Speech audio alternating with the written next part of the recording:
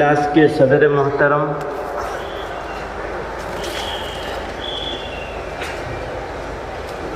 اور دارالعلوم شاہ ولی اللہ کے محتمم حضرت مولانا زین العابدین صاحب دامت برکاتہم، اس اجلاس کے ناظم مولانا مفتی شمس الدین صاحب دامت برکاتہم،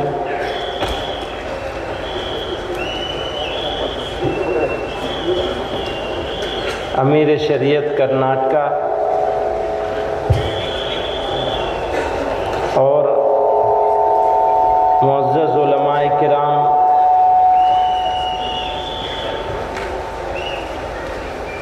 حاضرین مجلس،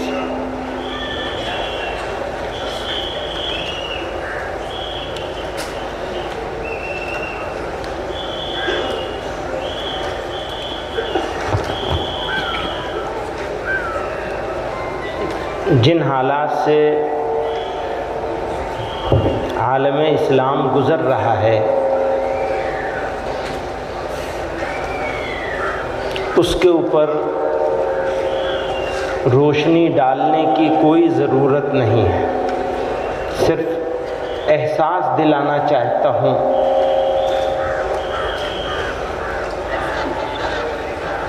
کہ سخت مشکل حالات سے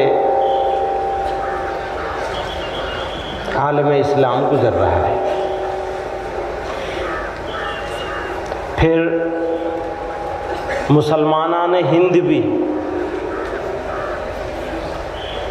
کئی طرح کے چیلنجز اور مشکل بھرے حالات سے گزر رہے ہیں۔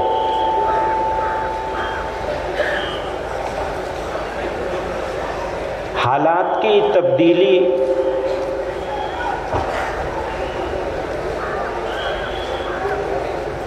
انسان کی کوششوں پر منحصر ہے۔ یہ نہیں ہو سکتا کہ کتنا صحیح عقیدہ رکھتے ہوں، کتنا بھی صحیح عقیدہ رکھتے ہوں، کتنی بھی صحیح بات ہمارے پاس ہو، ہم عمل نہ کریں اور کامیاب ہو جائیں، یہ نہیں ہو سکتا۔ علم کا اور عمل کا ساتھ ہونا عالم بناتا ہے، علم کا بغیر عمل کے ہونا علم کی روشنی سے، نور سے محروم کر دیتا ہے۔ اس کو حضرت تھانوی رحمۃ اللہ علیہ نے بڑے خوبصورت انداز میں فرمایا کسی نے کسی کے سوال کے جواب میں کہ علم کا نور یہ ہے کہ آدمی میں کو معلوم ہونے کے بعد یا علم ہونے کے بعد عمل کرنے کا آدمی میں جذبہ اور تڑپ پیدا ہو جائے، اس تڑپ کا نام ہے علم کا نور۔ اسی بات کو ذرا سادے انداز میں کہہ دیا کہ علم اور عمل جب منسلک ہو جائیں، ساتھ مل جائیں تو علم ہوتا ہے، ورنہ علم نہیں ہوتا۔ وہ پھر معلومات ہوتی ہیں، انفارمیشن تو بہت لوگوں کے پاس ہے، شیطان سے زیادہ تو شاید کسی کے پاس نہ ہو آج کے زمانے میں، لیکن عمل سے محروم ہو گیا تو شیطان ہو گیا، ابلیس ہو گیا۔ علم کا فائدہ کیا ہے؟ عمل ہو جائے۔ اسی بات کو حضرت امیر شریعت صاحب دامت برکاتہم نے بیان فرمایا۔ میں نے کسی ایک مجلس میں تھا میں، اور حضرت مولانا مفتی تقی عثمانی صاحب فارغ طلباء کو خطاب فرما رہے تھے، تو ان کی نصیحت نقل کر رہا ہوں۔ حضرت نے فرمایا، آپ لوگ، جو بات حضرت نے بھی فرمائی، آپ لوگ فارغ ہوئے ہیں، اب آپ اپنے آپ کو یہ مت سمجھیے کہ آپ کا کام پورا ہو گیا، جی نہیں، آپ کا کام شروع ہوا ہے۔ آپ کی ٹریننگ کا ایک پروسیس تھا، وہ اس لیول تک پہنچا کے اب آپ کو میدان میں جانا ہے۔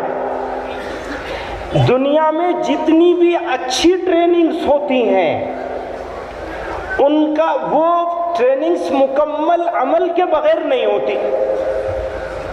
ٹریننگ کے جتنے دنیا کے مانے ہوئے انسٹیٹیوٹ ہیں وہ پڑھاتے ہیں، پھر میدان میں کام لیتے ہیں، پھر واپس بلاتے ہیں، پھر پڑھاتے ہیں، پھر میدان میں کام لیتے ہیں.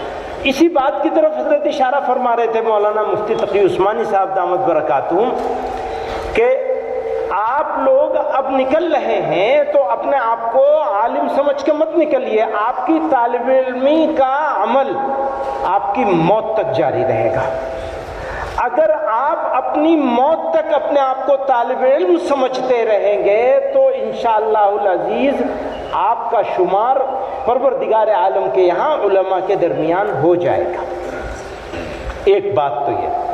اب اس کو جیسے حضرت نے احسان کے بارے میں، احسان کی کیفیت کے بارے میں فرمایا، تو جانتے تو سب ہیں یہ پروسیس کہ آپ اپنے دل کو ایسی جگہ پہ لے آئیں کہ ہمیشہ یا اکثر وقت، ہمیشہ ہو جائے تو بہت بڑی بات ہے، اکثر وقت آپ اس کیفیت میں رہیں کہ اللہ تعالیٰ آپ کو دیکھ رہے ہیں، آپ اللہ میاں کو دیکھ رہے ہیں.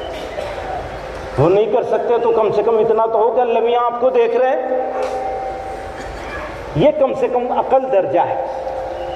کیسے ہوگا یہ؟ ایسے نہیں ہوگا. آپ کو کسی نہ کسی شیخ سے ربط کرنا پڑے گا، تعلق کرنا پڑے گا. اور حضرت نے تو یہ بھی فرمایا ہے، حضرت تھانوی رحمۃ اللہ علیہ نے تحریر فرمایا ہے کہ اگر کسی کے شیخ کا یا مربی کا، استاذ کا، جس سے وہ مشورے لیتا ہے عمل کرنے کے لیے، جس کی طرف رجوع کرتا ہے اپنے مسائل کو حل کروانے کے لیے، اس کا انتقال ہو جائے، ایک عمر ہوتی ہے لوگ، تو پھر کسی نہ کسی کو اپنا بڑا پھر دوبارہ بنا لے. یعنی کسی کو بڑا مان کر اپنی گردن اس کے ہاتھ میں دے دینا. بیعت کا تو بھی مطلب یہی ہوتا ہے. تو آپ لوگوں کو کسی نہ کسی شیخ سے، بہت الحمدللہ بہت سارے اچھے اچھے لوگ موجود ہیں، مشائخ چشت میں بھی، مشائخ نقشبند میں بھی، جس کو جس کے ساتھ مناسبت ہو، قرب ہو، آنا جانا ہو، اساتذہ ہوں، ان کے ساتھ آپ لوگوں کا تعلق ہونا چاہیے اور ان کے بتائے ہوئے طریقوں پر کوشش کرنے کا عزم کر لینا چاہیے. وجہ کیا ہے؟ وجہ یہ ہے کہ ہمارے پاس سوسائٹی کو، ملت کو، سوسائٹی چھوٹا جملہ ہے، ملت اس سے بڑی چیز ہے. ملت کی تعمیر کے لیے، ملت کی اصلاح کے لیے، اصلاح انقلاب امت کے لیے کوئی اور طریقہ نہیں ہے سوائے اس کے کہ آپ لوگ اپنی زندگی کو کھپا دیں. آپ کے علاوہ کوئی نہیں ہے. لوگوں نے ملت میں بہت سے افراد تیار کیے ہیں، لیکن کام تو علماء کو ہی کرنا پڑے گا. کام کرنا پڑے گا. اگر آپ کام کریں گے تو ملت اسلامی ہند کو کوئی ذلیل و رسوا نہیں کر سکے گا. اور اگر خدا نہ خواستہ آج کی تاریخ میں کچھ رسوائی ہو رہی ہے تو وہ ہماری اور آپ کی وجہ سے ہو رہی ہے. ہم ذمہ دار ہیں اس کے لیے، دوسرا کوئی ذمہ دار نہیں. آپ ایک بات کا مشاہدہ کیجئے، سب سے زیادہ امت کو شکایت کس سے ہے؟ آپ جب جائیں گے کسی گاؤں میں جائیے، کسی محلے میں جائیے، شکایت کس سے ملتی ہے؟ کس کی طرف لوگ شکایت کرتے ہوئے نظر آتے ہیں؟ اعتراض سب سے زیادہ کس کے اوپر ہوتا ہے؟ ہمارے اوپر، علماء پر. میں تو عالم نہیں، اس لیے کہنے میں شرم آتی ہے، ویسے ہی نام کا ہوں. تو علماء کے اوپر سب سے زیادہ اعتراض ہوتا ہے. کیوں ہوتا ہے؟ کبھی سوچا؟ لوگ سوچتے ہیں ارے یہ تو جاہل ہیں اس لیے ایسا کر رہے ہیں. جی نہیں، نہ وہ جاہل ہیں نہ وہ مخالف ہیں آپ کے. اعتراض کرنے والے کو مخالف سمجھنا سب سے بڑی غلطی ہے. میں ایک جگہ تھا، ایک قصہ سناتا ہوں. کسی صاحب نے کچھ میری کسی جملے پر بہت ناراض ہو کر کے یہ کہا کہ تم بے ایمان ہو اور جاہل ہو. میرے منہ پہ ہی بات ہو رہی تھی. میں نے کہا آپ کی ایک بات کی تو میں پوری تائید کرتا ہوں جاہل ہونے کی، اس میں تو کوئی شبہ نہیں ہے. دوسری بات کا میں اقرار یہاں تم سے تمہارے سامنے نہیں کروں گا. ہاں اللہ میاں کے سامنے اگر مجھے کھڑا ہونا پڑے گا تو میں یہی کہوں گا کہ ہاں واقعی میں بے ایمان بھی ہوں، پر تمہارے سامنے اقرار نہیں کروں گا اس کا کہ میں بے ایمان ہوں، پر جاہل تو ہوں. پھر میں نے ان سے گفتگو شروع کی. یہ میں آپ حضرات سے عرض کر رہا ہوں، گفتگو شروع کری جب، اور میں نے ان سے کہا کہ یہ بات ہے دونوں کو میں مان بھی لوں تو ثابت تو آپ کو کرنا پڑے گا. ایک بات کے لیے مجھے ثبوت نہیں چاہیے جہالت کے لیے، لیکن بے ایمانی کے لیے تو ثبوت چاہیے. آپ مجھے ثابت کریے ذرا آپ کو کیا کیا چیزیں، تاکہ میں صحیح کر لوں اسے. کیونکہ کئی مرتبہ ایسا ہوتا ہے کہ بے ایمانی کا مطلب یہ بھی نہیں ہوتا کہ مال کھا لیا ہے. بے ایمانی کا مطلب یہ ہوتا ہے کہ غلط فیصلے کر رہے ہیں آپ اور لوگوں کو گمراہ کر رہے ہیں. تو بہت ساری بات ہوتی رہی. ان کی 4 باتوں کو میں جو صحیح لگتی تھی مجھے مان لیتا تھا. جیسے جہالت والی بات صحیح لگی میں نے مان لیا، ان کی اور 4 باتوں کو بھی مان لیا. بس آدھا گھنٹہ ہم لوگ بیٹھے ہوں گے، رویہ بدل گیا. مجھے نمبر دے دیجیے، میں کسی وقت دلی بیٹھوں گا آ کر. ہاں بالکل ضرور، میرا نمبر بھی لے لیجیے، میرے ساتھیوں کا نمبر بھی لے لیجیے جو مجھے آپ تک آسان کر دیں گے پہنچانا. تو ہمارا اور آپ کا رویہ کیا ہے؟ ہرگز کوئی ہمارا مخالف نہیں ہے. اختلاف ہے اسے ہم سے. اختلاف اور مخالفت کا فرق سمجھ لیجئے. آپ لوگ جا رہے ہیں میدان میں اور آپ ملت اسلامیہ ہند کی بیک بون ہیں. آپ انبیاء کے وارث بننے والے ہیں. بنے نہیں ہیں. فضیلت سے نہیں بنیں گے، آپ کام سے بنیں گے. اپنے کام سے نبی کی انبیاء کے وارث بنیں گے. فضیلت سے نہیں بنیں گے. کہیں صدر بن جانے سے کچھ نہیں بنیں گے. آپ کسی چیز کے بھی صدر بن جائیں. صدر بننے سے کیا ہوتا ہے؟ کام ہونے سے ہوتا ہے. فاضل ہونے سے تھوڑے. میری امی جب خفا ہوتی تھی میرے اوپر، بہت زیادہ خفا ہوتی تھی، معلوم ہے کیا کہتی تھی؟ پڑھے نہ لکھے، نام محمد فاضل. تو محمد فاضل ہونے سے تھوڑے کوئی فاضل ہو جائے گا. فاضل ہونے سے تو آپ تب ہوں گے جب آپ علم پر عمل کرنے لگیں گے، ورنہ فضیلت نہیں ہے کام کی ہے، بلکہ یہ آپ کے گردن میں بڑا سا توق ہے. اس توق کی وجہ سے خدا نخواستہ جہنم میں نہ جانا پڑے. یہ خطرہ ہے. اگر آپ نے اپنے دل کو سادہ لوہوں کی سمجھ میں یہ حساب آتا نہیں، سادہ لوہوں کی سمجھ میں یہ حساب آتا نہیں، دل نہیں پھرتے تو ہرگز انقلاب آتا نہیں. انقلاب لانا ہے، کون لائے گا؟ کہیں اور سے آئے گا کوئی آپ کو انقلاب لانے کے لیے؟ بھول جائیے، آپ ہیں انقلاب لانے والے. کارواں کو منزلوں کا انتظار ہے. جی نہیں، کارواں منزلوں کا انتظار کرتے رہیں گے تو کارواں بیٹھے رہیں گے. منزلوں کو کارواں کا انتظار ہے. کارواں کا انتظار ہے منزلوں کو. منزلیں آپ کے انتظار میں بیٹھی ہیں. زمانہ ٹکٹکی باندھ کر دیکھ رہا ہے آپ کی طرف. کاش آپ کھڑے ہو جائیں، کاش آپ دیکھ لیں، کاش اپنی قدر کو پہچان لیں، اپنے نفس کو پہچانیے، اپنے اندر جھانکیے. آپ ہیں کون؟ آپ ہیں.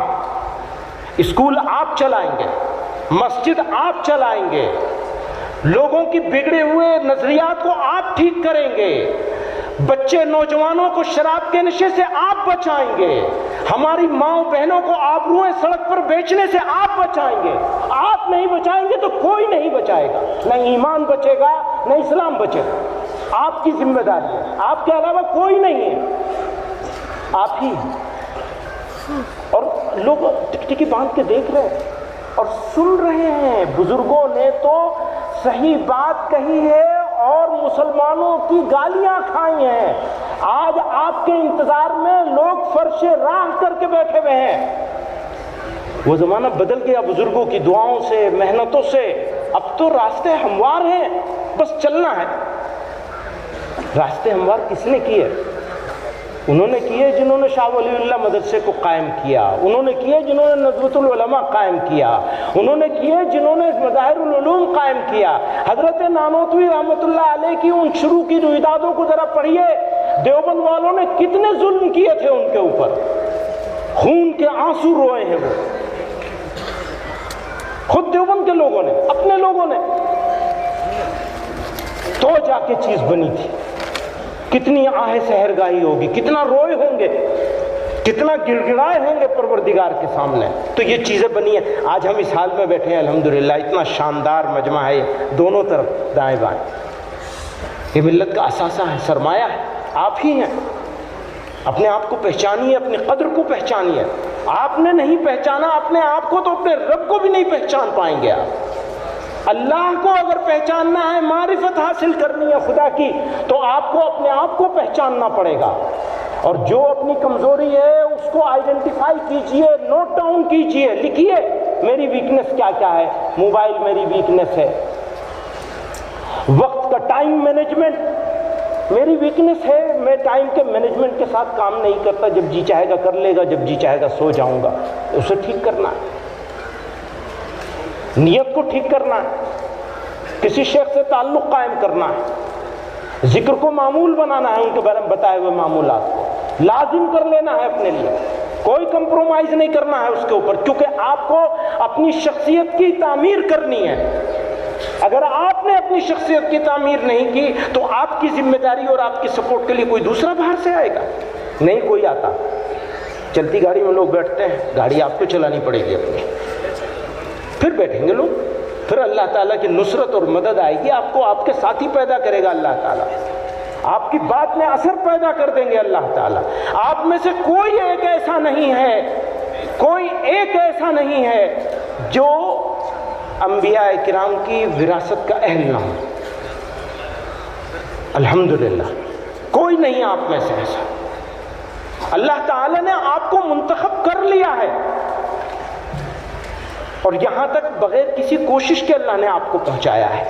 اگلا ایک آخری مرحلہ باقی ہے آپ کا، بس ایک آخری مرحلہ آپ کے لیے باقی ہے، وہ کیا ہے؟ آپ کوشش کریں اور حاصل کریں، اور کوشش ہمیشہ یاد رکھیے گا، 3 باتیں ہیں۔ خیر خواہی کا جذبہ ہونا چاہیے، جیسے ہی آپ دوسرے کے خیر خواہ ہو جائیں گے، خود غرضی آپ کی چلی جائے گی، اور خود غرضی اگر چلی گئی تو آپ کو قیادت اور امامت کے منصب سے کوئی ہٹا نہیں سکتا کبھی، قبولیت مل جائے گی آپ کو، آپ مقبول بندوں میں شامل ہو جائیں گے، اور جب آپ مقبول ہو جائیں گے تو اللہ تعالیٰ لوگوں کے دلوں کو آپ کی طرف رجوع، حالانکہ اس کے لیے کام نہیں کرنا ہے، قبولیت کے لیے کام کرنا ہے، کام قبولیت کے لیے کرنا ہے، انجام میں عرض کر رہا ہوں آپ سے، اللہ تعالیٰ آپ کو ضائع نہیں کرے گا۔ بہت قیمتی سب سے قیمتی سرمایہ ہے امت کا، اور امت آپ کی طرف دیکھ رہی ہے، آپ ہی کی طرف دیکھ رہی ہے۔ بہت سارے کام میں نے کچھ گنائے، بہت سارے نہیں گنائے، اس کا وقت نہیں ہے، سارا کام آپ ہی کو کرنا پڑے گا۔ آج زمانہ اسپیشلائزیشن کا ہے، تو ایک آدمی ایک ہی کام کرتا ہے، ماسٹر صاحب پڑھانے کا کام کریں گے، ڈاکٹر صاحب علاج کا کام کریں گے، اور وہ بھی الگ الگ ہیں اس کے۔ صرف مولوی ایک ایسا ہے جس کو سارے کام کرنے پڑیں گے، اور یہ مذاق نہیں ہے، سیریس بات ہے، آپ ہی کو کرنا پڑے گا، آپ نہیں کریں گے تو کوئی دوسرا ہے نہیں کرنے والا اس کام۔ سمجھ رہے ہیں آپ میری بات؟ مکتب کی بات ہے کہ آخری بات عرض کرتا ہوں،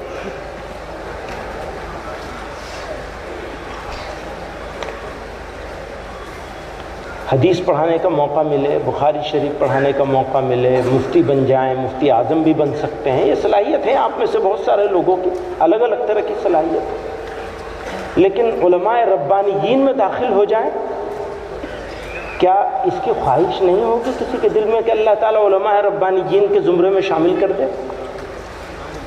وہ کون ہے طبقہ جس کو علماء ربانیین کا ٹائٹل مل سکتا ہے؟ میدان حشر میں جب کھڑے ہوں گے تو اللہ تعالیٰ علماء ربانیین کے ساتھ کھڑا کرے گا، وہ کون ہو سکتے ہیں؟ وہ کون ہو سکتا ہے؟ کسی جمعیت کا صدر ہو سکتا ہے؟ نہیں، بچوں کو قائد بغدادی پڑھانے والا ہی ہو سکتا ہے، پہلے نمبر پر حق اسی کا ہے، پہلا حق اسی کا ہے علماء ربانیین میں داخل ہونا. کس کا؟ پڑھانے والے کا یا پڑھانے کے انتظام کرنے والوں کا؟ انتظام کرنے والے کا مقام اور اونچا ہو جاتا ہے, ایک گریڈ اوپر چلا جاتا ہے, لیکن پڑھانے کا سیکھنا اور اس کے لیے کوشش کرنا اور پھر ساتھیوں کو تیار کرنا کہ وہ مکاتب کا نظام بنائیں, جال بچھائیں. تو یہ صرف ایسا نہیں ہے کہ پڑھا لیا, پڑھا کے مطمئن ہو گئے, پھر آپ کو وہ نشے سے بھی بچانا ہے اپنے نوجوانوں کو, پھر آپ کو بچیوں کی طرف بھی دیکھنا ہے کہ غلط راستے پہ تو نہیں جا رہی ہے. والدین کی بات کر رہے تھے کوئی صاحب, تو میں کہتا ہوں بھیا جتنا اپنے بکری کو دیکھتے ہو اتنا ہی اپنے بچوں کو دیکھ لیا کرو. مسلمانوں سے کہتا ہوں جتنا اپنی بکریوں کو دیکھتے ہو کم سے کم تو اتنا بچے بچی کو دیکھ لو. دیکھتے ہی نہیں, پیدا کر دیا چھوڑ دیا. جو لوگ پڑھا رہے ہیں اسکولوں میں وہ بھی نہیں دیکھتے. بھائی روزانہ 1 گھنٹے کا ٹائم دے دو اپنا بیٹے بیٹی کو. اب وہ نہیں دے رہے تو ہمیں تو دینا پڑے گا. کیسے روکیں گے, کیسے کریں گے؟ سوشل ورک بھی ہم کو کرنا پڑے گا, تعلیم کا کام بھی کرے گا, دنیاوی تعلیم بھی کرنی پڑے گی اور مذہبی تعلیم بھی کرنی پڑے گی, تربیت کا انتظام بھی کرنا پڑے گا, اپنا بھی اور اپنے بچوں کا بھی اور اپنی ملت کا بھی, اپنے علاقے کا بھی, اپنی قوم کا بھی. آپ لوگ جائیں گے اب اپنے اپنے علاقوں میں, کہیں کہیں جائیں گے, مقصود نوکری مت بنائیے گا, کبھی نوکری کو مقصود مت بنائیے. ہاں ویسے بھی میں تو یہ کہتا ہوں کہ امام کی تنخواہ 1 لاکھ روپے سے کم نہیں ہونی چاہیے. سارے کام تو اسی سے لے رہے اور لینا چاہ رہے. ہاں صلاحیت کا معیار اونچا کر دیجئے. ایک بات اور ہے,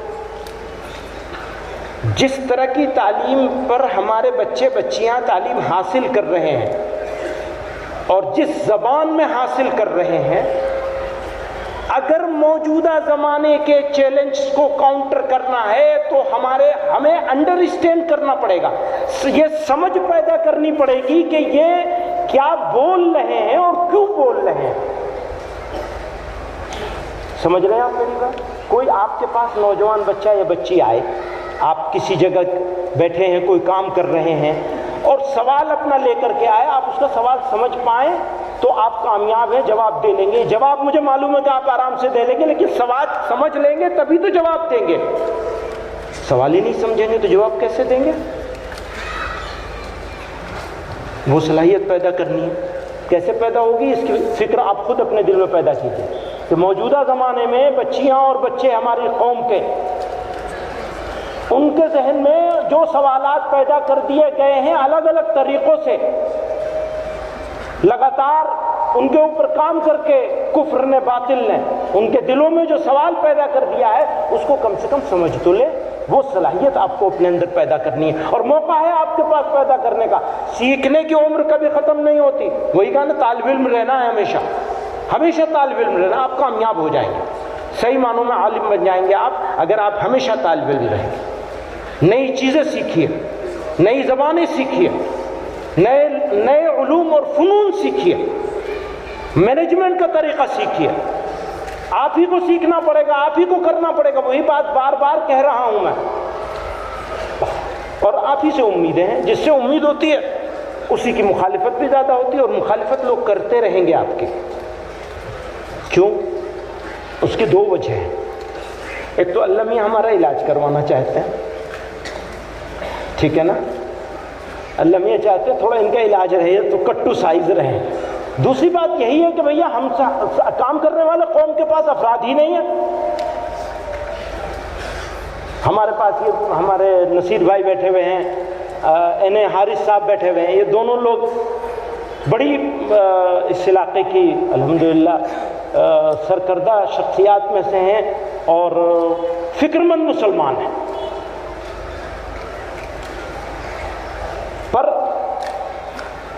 ان کی امیدیں کس سے ہیں پوچھ لیجئے ان سے, کس سے امید کریں گے؟ مولانا ابراہیم صاحب سے پوچھ لیجئے کس سے امید کریں گے؟ آپ ہی سے, ہم سے ہی امید کریں گے, اور ہم ان کی امیدوں پہ پورے نہیں اتر رہے. تو آپ کو گالیاں پھر بھی ملیں گی, آپ اچھا کام کر رہے ہوں گے پھر بھی گالی ملے گی, اور اس گالی کھانے کا حوصلہ آپ کے اندر پیدا کر لیجیے. جتنا آپ گالی کھانے کا حوصلہ اپنے اندر پیدا کریں گے اتنا اللہ تعالیٰ آپ کے اوپر انعامات فرمائیں گے۔ آپ آج سے یہ عزم کر کے جائیے کہ گالی تو ہمیں ضرور ملے گی، لیکن وہ صحیح گالی نہیں ہونی چاہیے۔ ابھی تو صحیح گالی مل رہی ہے، ابھی جو گالی مل رہی ہے وہ صحیح مل رہی ہے۔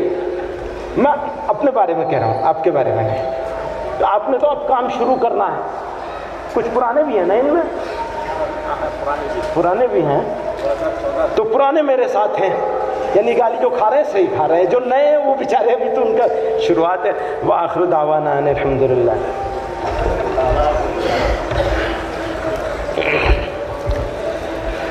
ہم بہت ہی مشکور ہیں حضرت مولانا سید محمود اسد مدنی دامت برکاتہم کے۔ حضرت نے ہماری کمزوریوں کا احساس بھی دلایا، کام کرنے کا طریقہ بھی بتایا۔